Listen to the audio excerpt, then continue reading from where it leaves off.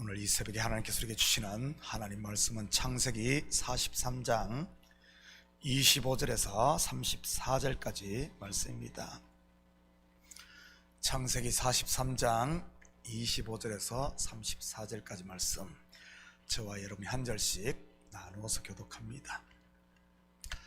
그들이 거기서 음식을 먹겠다 함을 들었으므로 예물을 정돈하고 요셉이 정오에 오기를 기다리더니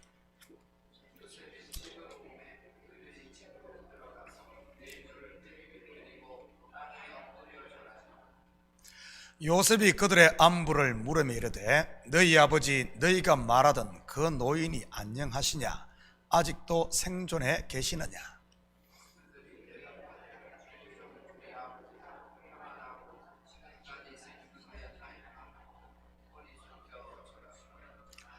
요셉이 눈을 들어 자기 어머니 아들 자기 동생 베냐민을 보고 이르되 너희가 내게 말하던 너희 작은 동생이 이 아이냐? 그가 또 이르되 소자여 하나님이 내게 은혜 베푸시기를 원하노라.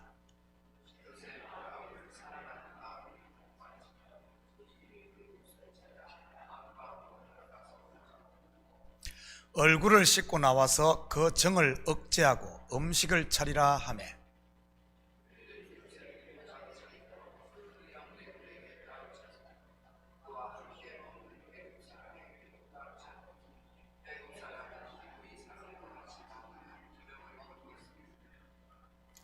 그들이 요셉 앞에 한때 그들의 나이에 따라 앉히게 되니 그들이 서로 이상히 여겼더라.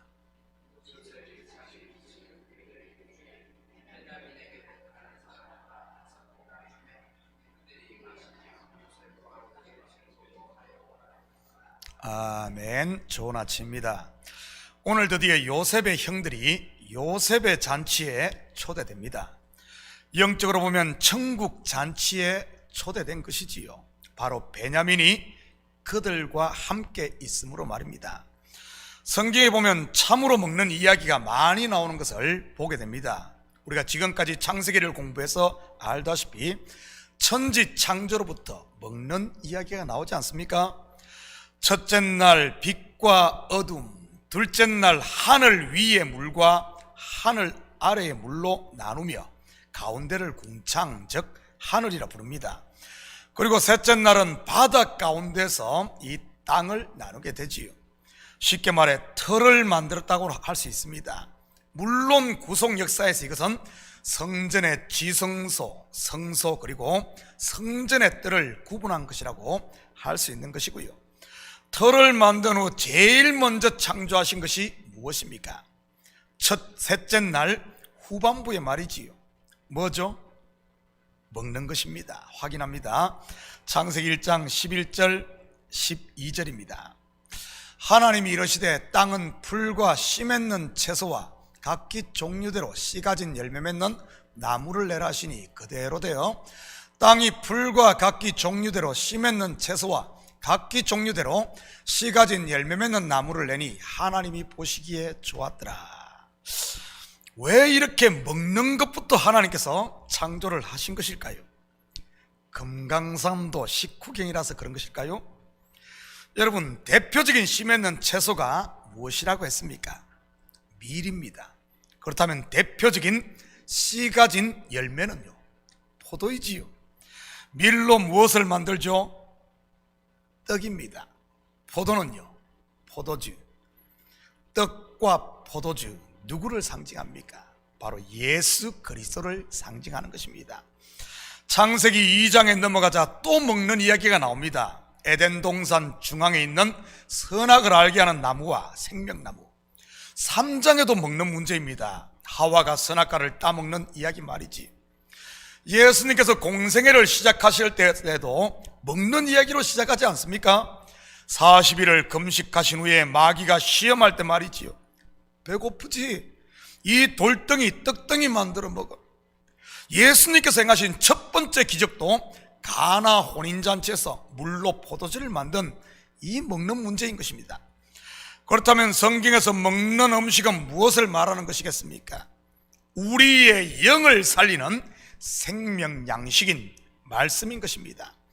조상들이 광야에서 먹고도 죽은 만나가 아닌 하늘에서 내려온 산떡이신 예수 그리스도, 즉 진리의 말씀 말이지요.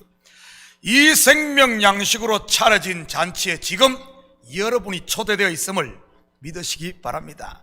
본문으로 말하면 애굽의 총리인 요셉이 베푼 잔치에 형제들이 지금 참여한 것이지. 그렇다면 오늘 본문을 통해 이 잔치에 참여한 형제들에게 어떤 일이 일어난지 같이 살펴보도록 하겠습니다. 27절입니다. 요셉이 그들의 안부를 물으며 이르되 너희 아버지, 너희가 말하던 그 노인이 안녕하시냐? 아직도 생존해 계시느냐? 많은 분들이 신앙생활을 하면서 오해하는 부분 중 하나가 나중에 하나님 앞에 서면 혼날 것을 두려워합니다. 내 이놈, 내 죄를 네가 알렸다.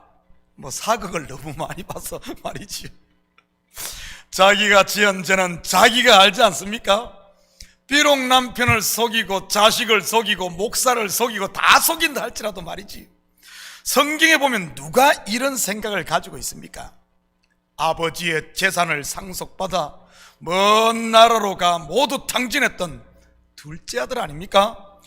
내가 하늘과 아버지께 죄를 지었사오니 지금부터는 아버지의 아들이라 일컬음을 감당하지 못하겠나이다 하면서 말이지. 또 이런 사람이 성경에 나오는데 누구인 줄 아십니까? 바로 한 달란트 받은 종입니다. 그의 말을 한번 들어볼까요? 마태복음 25장 24절 25절입니다.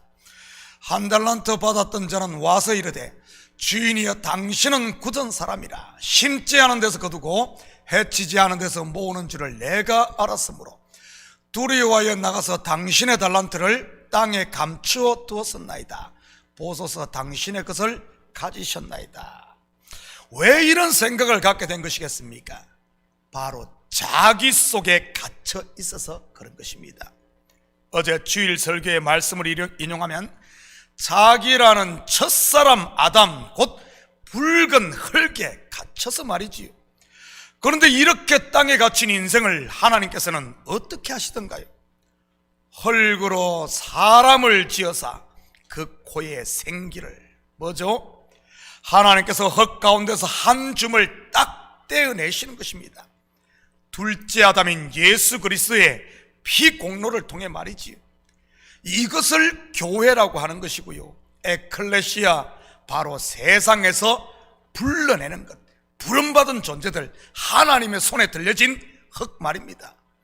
하나님의 손에 들려진 그때부터는 누구를 바라보겠습니까? 흙이 아닌, 자신이 아닌 하나님인 것입니다. 아직도 여전히 자기 소에 갇혀 자기만 바라본다면 우리 한번 다시 생각해 봐야 됩니다. 나는 과연 구원받은 하나님의 자녀인가?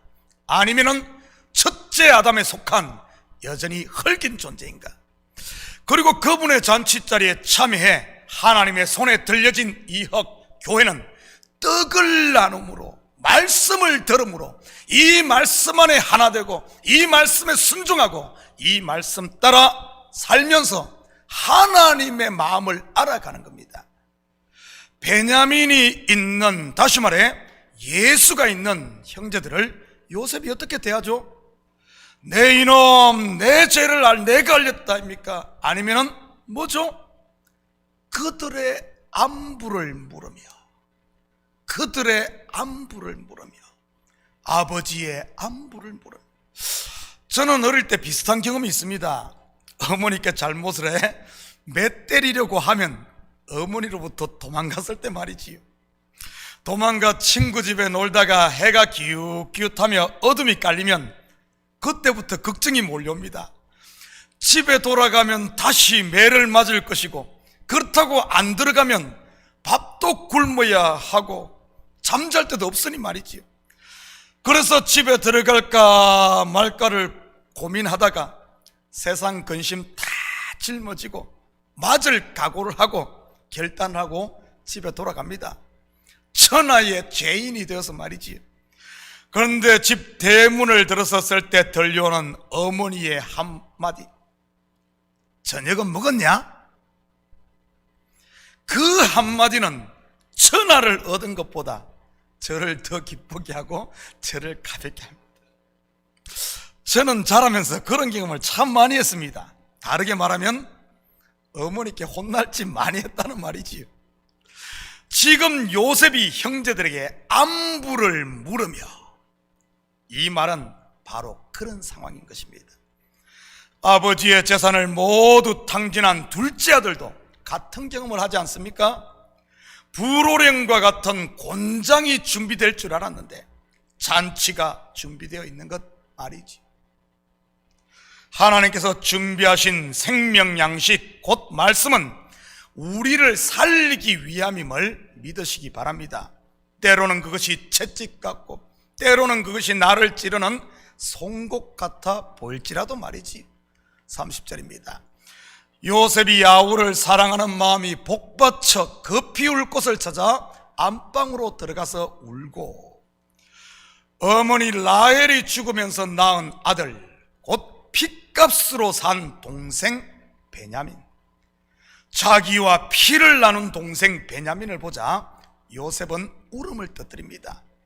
물론 형제들 앞에서 눈물을 보이지 않기 위해 안방으로 들어갔지만 말이지. 요셉의 아우 베냐민, 영적으로 보면 누구겠습니까? 이 상황에서 말이지. 로마서 8장 29절입니다. 하나님이 미리 하신 자들을 또한 그 아들의 형상을 본받게 하기 위하여 미리 정하셨으니 이는 그로 많은 형제들 중에 맏아들이 되게 하려 하심이라. 예수님께서 맏아들이라면 저와 여러분은 누구겠습니까? 둘째, 셋째, 오늘 본문으로 말하면 아우 베냐민인 것입니다. 요셉이 아우 베냐민을 보고 운다? 무슨 말입니까? 저와 여러분이 예수님 앞에 서면 그분이 우신다는 말입니다. 내가 졌던 십자가를 치고 오느라 애썼지 하면서 말이지. 저는 우리 식구들이 우리를 향한 하나님의 이 마음을 좀 알았으면 좋겠습니다. 34절입니다. 요셉이 자기 음식을 그들에게 주되 베냐민에게는 다른 사람보다 5배나 주매 그들이 마시며 요셉과 함께 즐거워하였더라. 32절에 보면 분명 형제들을 위해 상을 따로 차렸습니다. 다시 말해 그들의 음식이 이미 준비되어 있다는 말이지요. 그런데 요셉이 자기 음식을 그들에게 또 주네요. 무슨 말입니까? 잔치에 들어온 그들에게 차고 넘치도록 채워주신다는 말 아니겠습니까? 나는 이만큼 구했는데 하나님은 저만큼 주시는 것 말이지. 나는 땅의 것을 구했는데 하나님은 가장 좋은 것 하늘의 것을 주신다는 말이기도 하고요. 그런데 베냐민에게는 5배나 주네요. 앞에서 베냐민이 누구라고 했습니까? 예수 그리스도의 피공로로 구원받은 그분의 동생, 바로 저와 여러분인 것입니다. 5배를 다 먹을 수 있을까요? 다 먹을 수 있습니다. 왜냐하면 영의 양식은 먹으면 먹을수록 충만 또 충만해서서 가정과 삶의 현장 그리고 교회에 흘러 넘치게 되는 것이니까요. 요셉과 함께 즐거워하였더라. 어제 주일 설교에서 말씀드렸던 은혜와 평강 그리고 희락의 하나님 나라를 함께 누리는 것입니다. 그 상태를 하나님의 나라, 천국이라고 하는 것이고요. 그리스도와 더불어 왕노릇하는 나라 말이지.